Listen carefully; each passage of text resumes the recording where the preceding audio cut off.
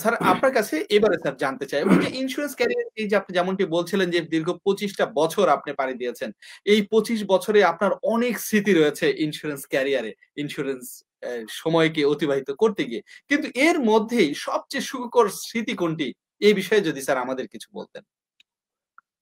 যে ধন্যবাদ জনাব মাহমুদুল ইসলাম, খুব সুন্দর একটি প্রশ্ন করেছেন। আসলে এই প্রশ্নের আলোকে আলোচনা করলে সারা রাতও করা যাবে, কারণ সুখকর স্মৃতির তো আসলে অভাব নেই। তা আমি খুব সংক্ষেপে বলার চেষ্টা করব। যেহেতু এই ইসলামী ইন্স্যুরেন্সে যাত্রা দীর্ঘ ২ যুগের সময়েরও বেশি, এবং তার চেয়ে বড় কথা হলো আমি এই ইন্ডাস্ট্রিতে যখন কাজ শুরু করি ২০০০ থেকে ২০০৩ সালের মাঝামাঝি পর্যন্ত আমি ছিলাম পার্ট টাইম, অর্থাৎ ফুল টাইমার তখন ছিলাম না। এর মধ্যে আমি ২০০৩ সালে আমি ইউপি ইলেকশন করার জন্য চেয়ারম্যান হিসাবে আমি সিদ্ধান্ত নিয়ে কাজ করেছি মাঠে। তো কাজ করার এক পর্যায়ে আমি চিন্তা করলাম যে আসলে আমি যদি একজন ইউনিয়নের চেয়ারম্যান হই, তাহলে আমার আসলে দায়িত্ব কি, আমার কর্তব্য কি, আমি কি কাজ করব। আর যদি আমি ইন্স্যুরেন্সে কাজ করি, তাহলে এখানে সম্ভাবনাটা কতটুকু, বা এখানের মাধ্যমে আমি কতটুকু নিজের ক্যারিয়ারকে ডেভেলপ করতে পারবো, পাশাপাশি মানুষের কল্যাণে কাজ করতে পারবো। যেহেতু আল্লাহ রাব্বুল আলামিন স্পেসিফিকলি আমাদেরকে একটা দায়িত্ব দিয়েছেন, কুনতুম খায়রা উম্মাতিন উখরিজাত লিন-নাস তা'মুরুনা বিল মারুফ ওয়া তানহাউনা আনিল মুনকার ওয়া তু'মিনুনা বিল্লাহ। সূরা আলে ইমরানের একটা গুরুত্বপূর্ণ আয়াত। এই আয়াতের মাধ্যমে আল্লাহ রাব্বুল আলামিন আমাদেরকে একটা দায়িত্ব দিয়েছেন যে তোমরাই সর্বশ্রেষ্ঠ জাতি, তোমাদেরকে সৃষ্টি করা হয়েছে মানব জাতির হেদায়েত এবং সংস্কার বিধানের জন্য। তোমরা কি করবে? তা'মুরুনা বিল মারুফ, মানুষকে সৎ কাজের আদেশ করবে এবং অসৎ কাজ হতে নিষেধ করবে, এবং আল্লাহর প্রতি ঈমান রেখে চলবে। এই আয়াতটি আমি ছাত্র জীবন থেকে এটার অর্থ সহ পড়ে জানার চেষ্টা করেছি, এবং এই আয়াতের আলোকে মানুষের কল্যাণের জন্য যে কাজ, কোন কাজটি মানুষের বেশি কল্যাণ করা যায়। যেহেতু আল্লাহ রাব্বুল আলামিন আমাদেরকে একমাত্র সৃষ্টি করেছে কি জন্য? মানুষের কল্যাণ করার জন্য। তো সেই দিক থেকে আমি যখন প্রথম চিন্তা করলাম যে না, হয়তো চেয়ারম্যান হইলে আমি বেশি মানুষের খেদমত করতে পারবো, তখন চিন্তা করলাম যে এটা একটা ইউনিয়ন, কিন্তু সারা বাংলাদেশের মানুষকে আমি কিভাবে সেবা করতে পারি। তো এটা নিয়ে আরেকটু যখন গবেষণা করলাম, ইলেকশনের মাঠে আমি রান করি, এক পর্যায়ে চিন্তা করলাম না, আমার মনে হচ্ছে আমার সিদ্ধান্তটা সঠিক হচ্ছে না, আমি ইন্স্যুরেন্সটাকে ক্যারিয়ার হিসেবে বেছে নেব। তখন আমি নির্বাচনের মাঠ থেকে নিজেকে তুলে নিলাম, আমি আর ইলেকশন করলাম না। তখন আমার সিদ্ধান্ত হলো যে আমি সারা বাংলাদেশের মানুষের সেবা করব এই ইসলামী ইন্স্যুরেন্সের মাধ্যমে। দেন তখন সিদ্ধান্ত নিয়ে আমি ফুল টাইম ইন্স্যুরেন্স ম্যান হিসেবে কাজ করার সিদ্ধান্ত নিলাম। যেহেতু ইন্স্যুরেন্সের মাধ্যমে এতিম বিধবার কল্যাণে কাজ করার সুযোগ আছে এবং মানুষের কল্যাণে কাজ করার সুযোগ আছে, যেখানে আমাদের দেশে হঠাৎ মানুষের মৃত্যু হচ্ছে, অ্যাক্সিডেন্টে মৃত্যু হচ্ছে, আসলে তাদেরকে সহযোগিতা করার কোনো মাধ্যম কিন্তু নেই। তো সে যাই হোক, আমি তখন চিন্তা করলাম যে না, আজকে আমাদের দেশে যে অবস্থা, আমাদের দেশটা কিন্তু ৯১% মুসলমান এই দেশে আছে, কিন্তু এই দেশে কিন্তু ইসলামিক হুকুম নাই, ইসলামিক রাষ্ট্র নয়, এটা মুসলিম রাষ্ট্র। যদি এটা ইসলামী রাষ্ট্র হতো, তাহলে কিন্তু আজকে আমাদের ইসলামী ইন্স্যুরেন্সের প্রয়োজন ছিল না।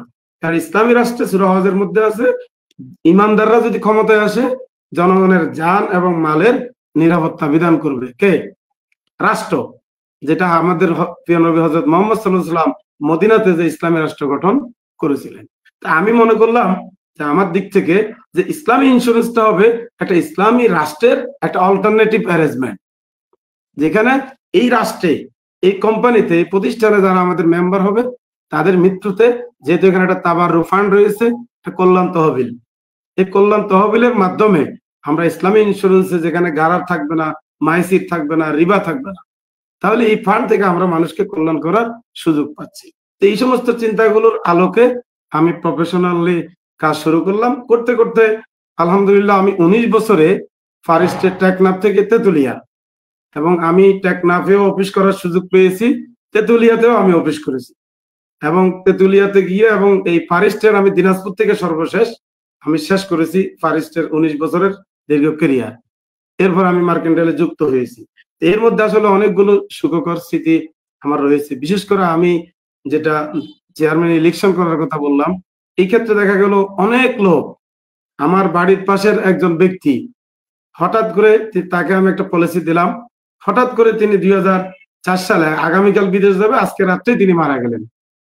মারা যাওয়ার পরে তার স্ত্রী হলো সন্তান সম্ভবা, এবং ওই এক পলিসির কারণে আমি যখন তাদের ফ্যামিলির সাথে যুক্ত ছিলাম, তার স্ত্রীকে, তার অনাগত যে সন্তান, এই সন্তানকে আমি তখন কি করতে পেরেছি, আমি সাপোর্ট দিতে পেরেছি। কিভাবে? তার শ্বশুর পক্ষ এবং দুই পক্ষের সাথে যোগাযোগ করে, যে ব্যক্তি মারা গেছে তার যে ছোট ভাই কিন্তু অবিবাহিত, তখন দুই পক্ষের সাথে যোগাযোগ করে বললাম যে আমাদের এই প্রতিষ্ঠানে যে ইন্স্যুরেন্স করা হয়েছে, এখান থেকে আপনারা প্রায় 2 লক্ষ টাকা কি পাবেন, এবং এই 2 লক্ষ টাকাগুলো পরবর্তীতে যার সাথে আমরা বিয়ে ঠিক করেছি তার ছোট ভাই, এবং তাকে দিব, এবং তার শ্বশুর পক্ষের সাথে কোঅপারেশন করে এই ইন্স্যুরেন্সের টাকার মাধ্যমে তার যে অনাগত একজন ভবিষ্যৎ তার সন্তান, এটাকে আমরা সেভ করতে পেরেছি। এবং তার সাথে বিয়ের ব্যবস্থা হলো, বিয়ের পরে যে সন্তানটি এসেছে সেও দুনিয়াতে আছে, এবং এই ক্ষেত্রে ইন্স্যুরেন্স একটা ভূমিকা রেখেছে। এটা আমার একটা বড় ধরনের স্মৃতি, নাম্বার 1। নাম্বার 2 হলো, আমি আমার যেহেতু ইন্স্যুরেন্সে একমাত্র কাজ করে যাচ্ছি মানুষের কল্যাণের জন্য, আমি দীর্ঘ 19 বছরে আপনার বাংলাদেশের সর্ব উত্তরে আপনার দিনাজপুরে আমি প্রায় 3.5 বছর ছিলাম।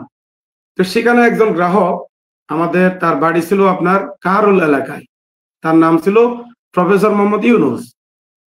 আমাদের বর্তমান প্রধান উপদেষ্টার নামও কিন্তু প্রফেসর ইউনুস, তিনি আমাদের এলাকার। যাই হোক, তো আমাদের সেই মরহুম ইউনুস হঠাৎ করে তিনি 30 লক্ষ টাকার একটা ইন্স্যুরেন্স করে তার মৃত্যু হয়েছে, স্ট্রোক করে তিনি মারা গেলেন।